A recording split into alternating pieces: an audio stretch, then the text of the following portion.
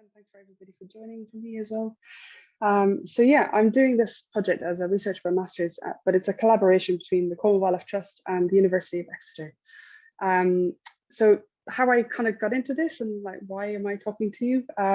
So I've been working in marine conservation for over 10 years, but from about 2012, I started working with the Cornwall Wildlife Trust, and this is where I kind of got into citizen science and marine monitoring and research, and surveying, and working with amazing volunteers all over Cornwall.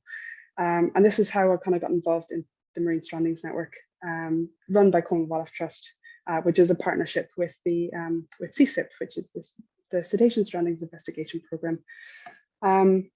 So through my work, I was basically the data strandings officer. So I was dealing with all the records of the strandings that came in around Cornwall, looking at images, processing the data, and then working with CSIP as well to make sure that that data is mobilized and used nationally. And again, obviously through that work, I kind of got really involved with bycatch. And as I'm sure many of you know, bycatch is probably one of the main global threats, or one of at least one of the main global threats to marine species all over the world. So there are estimates that hundreds of thousands of marine mammals get accidentally caught in gear, either fatally or they get wounded in this process.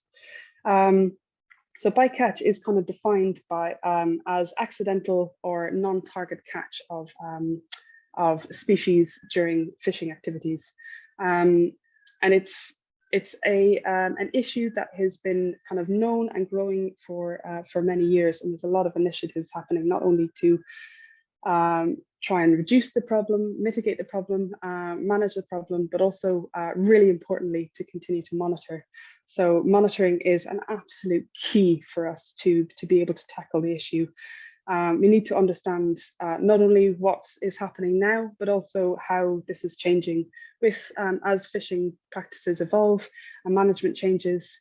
So yeah, as I said, monitoring is really important. There are several ways that monitoring happens. It can be people actually on board observing, or it could be satellites, or it could be acoustic monitoring, or it could be the use of strandings.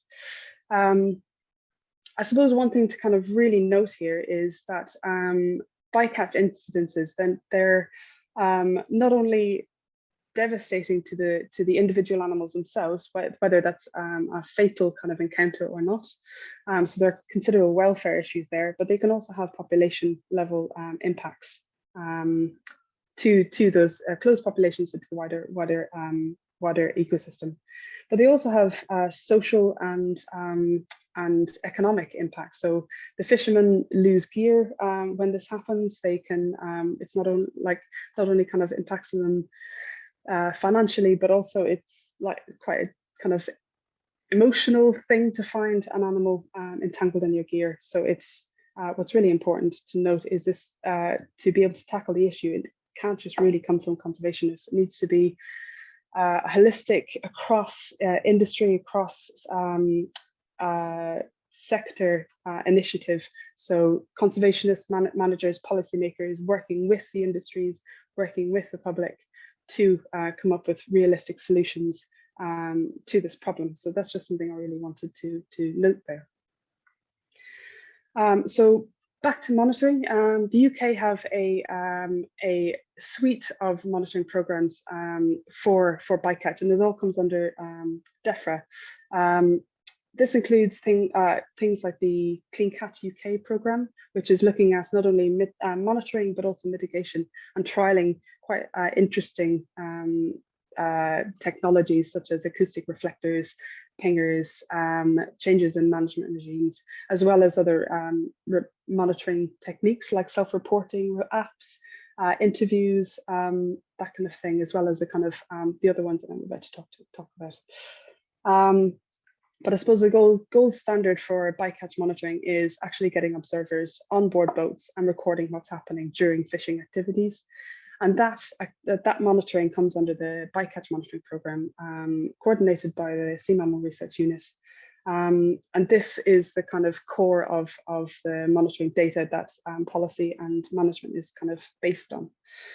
But also you've got the Strandings programs. At the moment, these are run by the Cetaceans Strandings Investigation Programme that covers England and Wales and works in partnership with DERA in Northern Ireland. And now we've also got the Strandings, the Scottish Marine Animal Stranding Scheme, which covers Scotland. And then the CSIP and SMAS are sister projects, so they kind of coordinate between them. And for the rest of my talk, I'm going to really focus on strandings and the uses and the importance of this kind of data source. So in the national picture in the UK, as I said, you've got CSIP and SMAS covering Scotland, again working in partnership with Northern Ireland. But there's a bit of a unique situation happening down the southwest. So Cornwall and the Isles of Scilly actually have their own Strandings network run by the Cornwall Wildlife Trust in partnership with the Environmental Records Centre for Cornwall called ERCIS, that does all the technical data management and processing, that kind of thing. And the reason why Cornwall's a bit different is basically just because of evolution or the history of strandings and biological recording down there, really.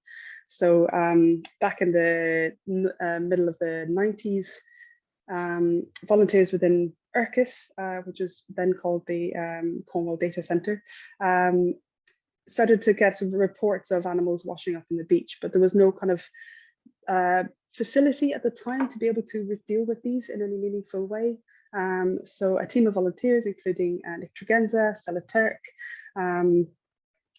Vic Simpson, and others, kind of key names in the world of strandings, set up the network as a volunteer program. And since then it's been evolving, and in 2013 the Cornwall Wildlife Trust took over management of the program, and it's been building strength to strength. They're now an official partner of CSIP, although they've always been working in partnership with them, and they cover both Cornwall and the Isles of Scilly in partnership with other volunteer groups and other organisations, including British Divers Marine Life Rescue, the Cornwall Seal Group, and the new Cornwall Marine Pathology Network. So it's all about really collaboration. And I think when you kind of understand the logistics and the difficulties in dealing with strandings and getting kind of meaningful information from them, it does need to be in partnership, not just with these organisations, but also volunteers on the ground, communities on the ground, and just general public as well, so people know to report them, basically. And Strandings gives us an insight into hotspots, I guess, of bycatch. So these are a couple of maps from the CSIP report in 2018, and the map on the left shows harbour porpoises that were confirmed to be bycaught between 1991 and 2017. And you can kind of see that there are, it's kind of widely dispersed around the country, with possibilities of some hotspots down the southwest, along the Welsh coastline, and along the eastern coast of England. And again, this kind of reflects where the population of these animals are likely to be seen, but also kind of helps to kind of target more detailed monitoring and engagement with the fishing industry, and maybe even some management and mitigation measures brought in. And in contrast, you've got short-beak common dolphins, well, common dolphins really, which are more concentrated down the southwest. And again, this is up until 2017. So if we look at a more up-to-date map, we might see these bycatch cases actually spreading out, because we're seeing changes in the population of short-beak common dolphins, and not only higher numbers in the area, but also a northern shift, believed to be caused by be related to climate change in the marine environment. So Strandings kind of allows us to kind of investigate where there might be issues and where we can start to dedicate more detailed kind of monitoring. There are new techniques now, include drift modelling, where you can actually use computer models to estimate where the strandings events might have happened. So this looks at how likely the animal is to float, what currents and what the general currents might bring, debris that's floating to the surface of the water, where that might come, and then the likelihood of it actually stranding and being found. These models have been used in the Bay of Biscay, basically to investigate a mass stranding event that happened a few years ago, where thousands of common dolphins were found in a very short period of time along the west coast of France. So there is promise in this technique, but a lot more information is needed to kind of build confidence in the models themselves. But Strandings gives the opportunity to be able to do that.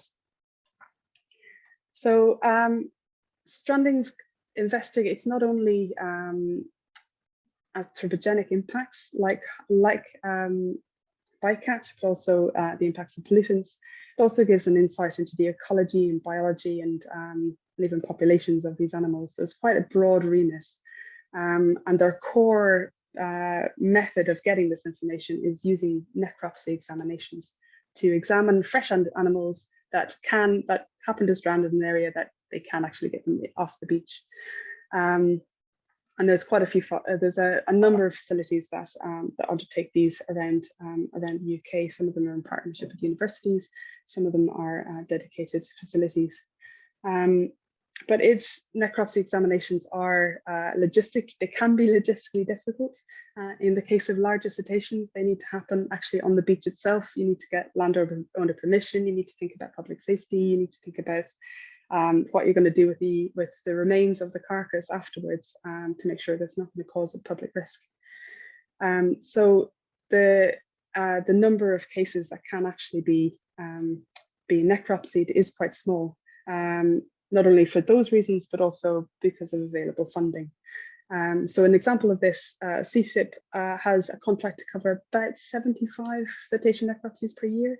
And if you contrast that to hundreds of animals or hundreds of cetaceans stranding all around the coast of the UK, you can see that it is quite a small fraction. So potentially we're losing a potential source of additional information. So it's, kind of giving strandings a kind of another method of collecting information beyond what it was, where it was, and when it was.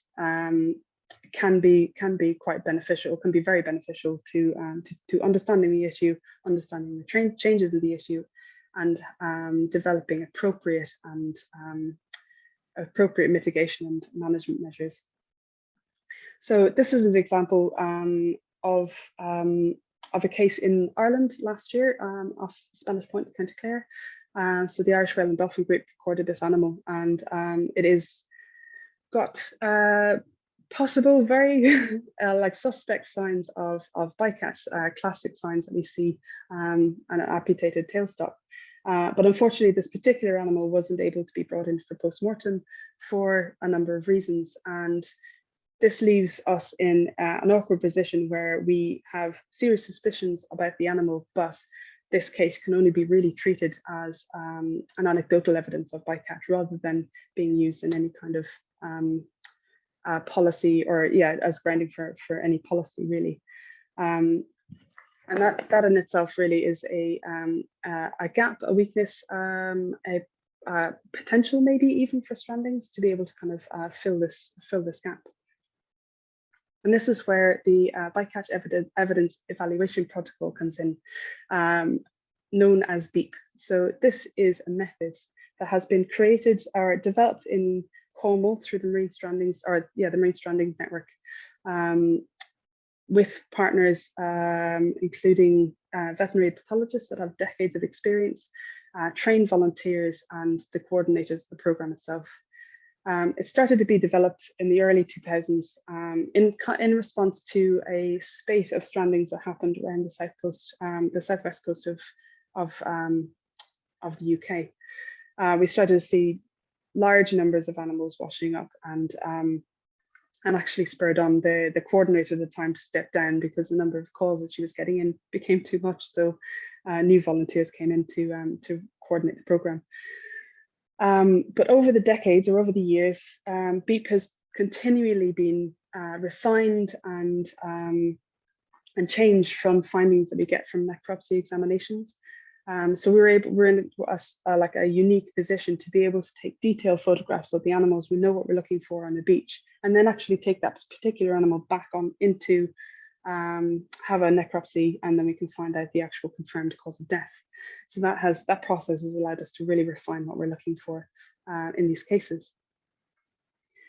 And how does it work? Basically, it involves training individuals. So I started my training in doing BEEP in 2013.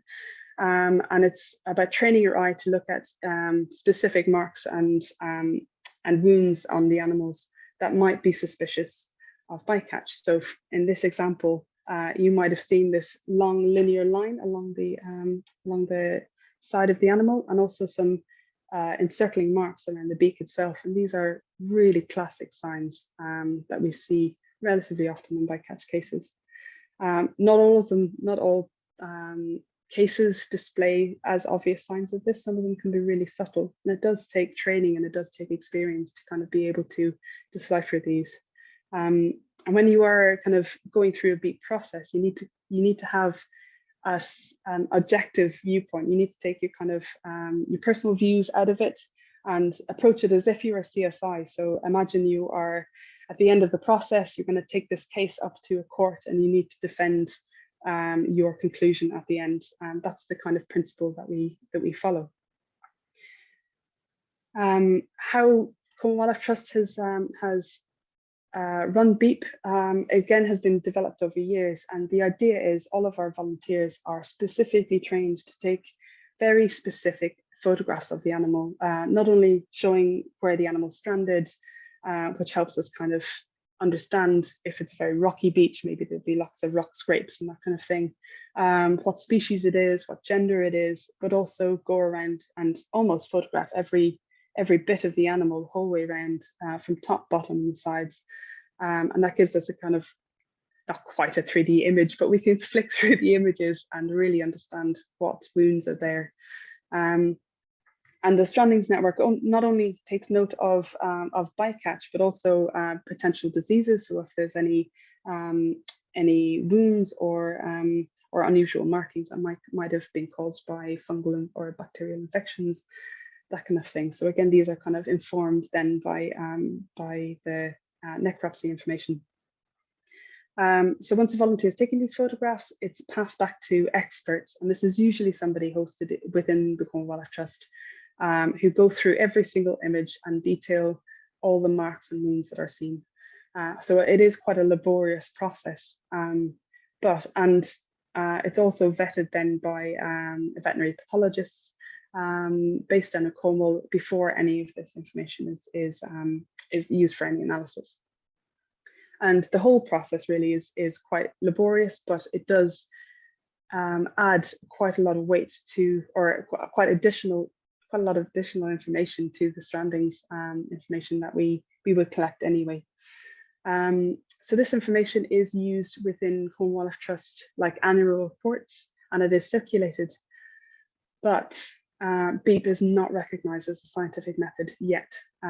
So the information that we are gathering thus far doesn't go beyond Cornwall, really. It is used in some cases by the local authorities to, again, kind of like help them understand the impacts. But what is interesting is the results that we get from doing these BEEP analysis is very much in line with the results that we get from the necropsy examinations. So we know that within a margin of error that it is accurate. And the benefit of this is, in the UK, we have got a quite strong Strandings program and necropsy that does happen. But there are other countries that do have Strandings programs, but they might not have the funding or facilities to be able to perform necropsies, either not as often or even not at all. So BEEP represents an opportunity to be able to gather additional information if we can get that scientific backing. So this is where the Dolphin Project's coming in. We're aiming to test BEEP using cases that we have from Cornwall, where we actually have detailed photographs of the animal on the beach, but it's also been taken for necropsy. So we know how the animal died, and then we're going to test whether we can use BEEP to come to the same conclusion. We're to reduce the impact of personal opinion or bias, I guess. We're looking to develop this what we're calling a scoring system. So this is going to give each wound that we see a specific score, and then if an animal gets above a certain score, then we can say within a certain level of confidence that it is bycatch or not. And we've used this method. We've trialed this method in Cornwall in 2017 with 5 experts. So these experts were individuals who have done beep evaluations, some of them over many, many years. They're quite experienced in beep itself. And then also 5 Marine Strandings Network volunteers who have been trained in the methods of collecting photographs, but might not have actually done any beep analysis. We gave them training, and then we gave them a number of cases to evaluate. And from this initial trial, we started to see that beep can actually be over 80% accurate. But going through that process, we realized that we don't have a definition for what is a beep expert. So, and also it was quite a small trial. So for the Dolphin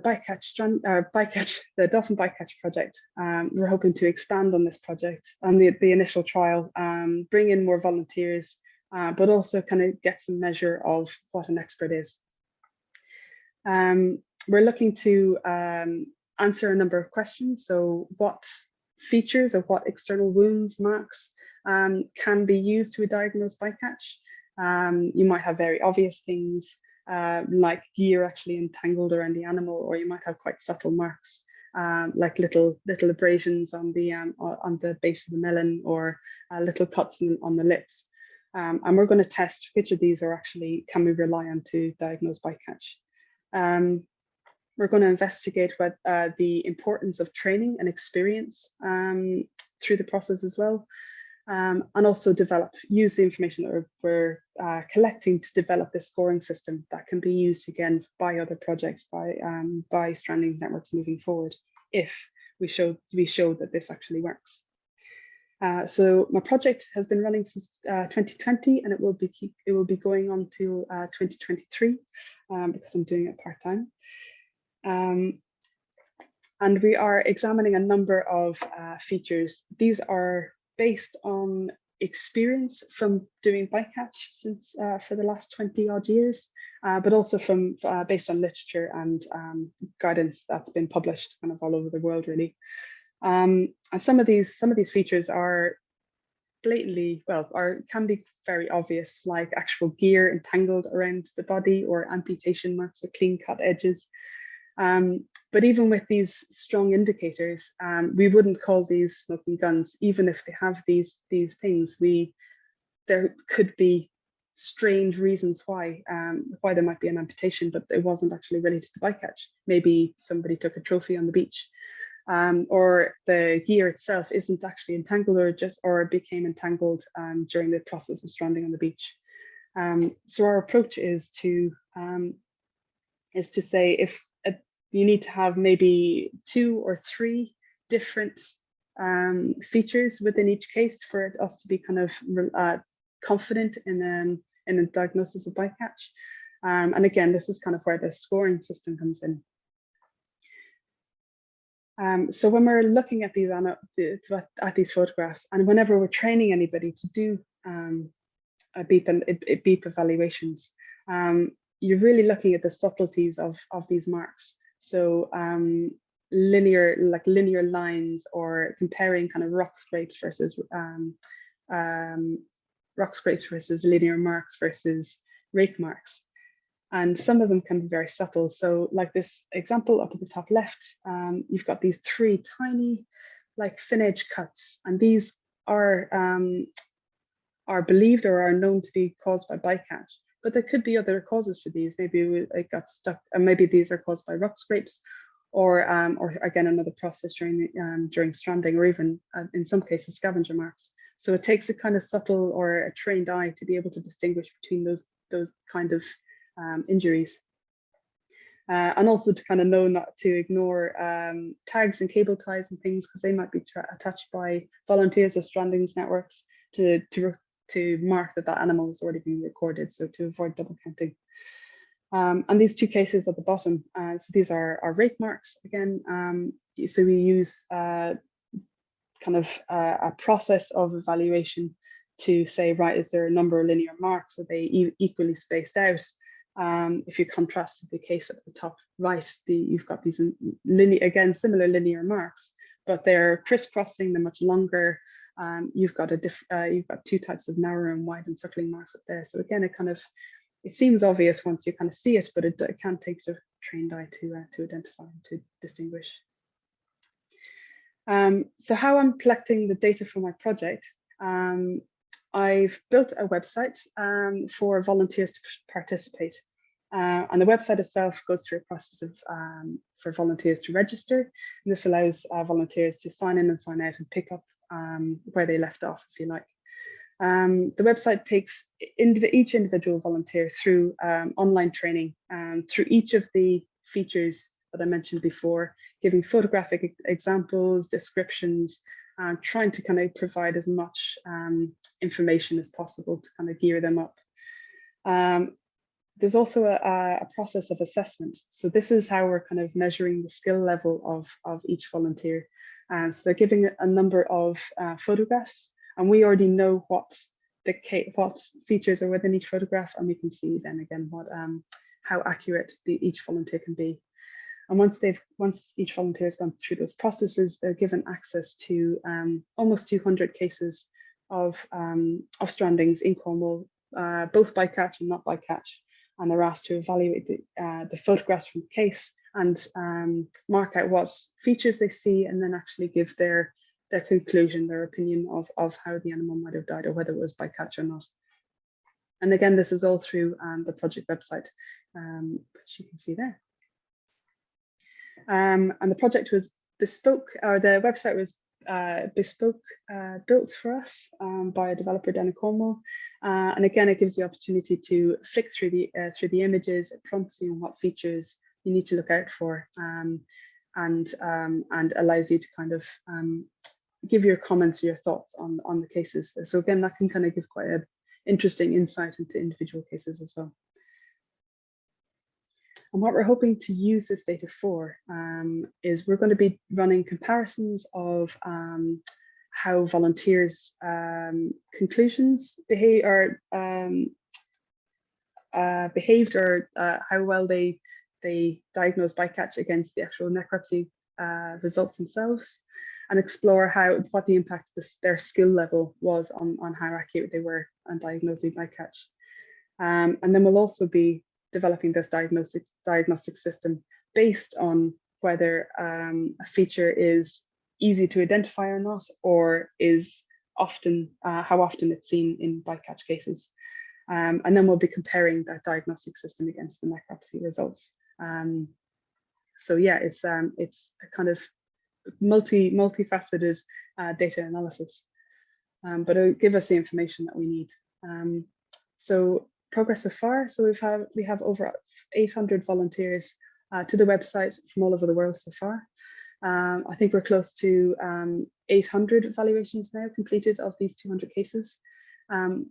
And we're already starting to see that an initial scoring system that we've developed just by based on expert opinion is already performing better than volunteers' opinion. We believe that this is because of people's innate bias, I guess. Either they don't want to miss any possible stranding or any possible bycatch cases, so they might over-diagnose, or they're being over-cautious and missing features, so they're under-diagnosing. So again, this kind of highlights the importance of having a kind of objective diagnostic scoring system. And yeah, the whole reason why we're doing this. But we always need more volunteers, and the more data that we can get, the more confident we can be in our results. So this is where my ulterior motive comes in. I am asking if anybody is interested, whether you'd like to volunteer as a beeper to our website. As I mentioned before, it's entirely online and it's entirely on your own in your own time. The website will be running for another 9-ish months, so there is plenty of time to still get involved. And that was a whistle-stop tour through my project.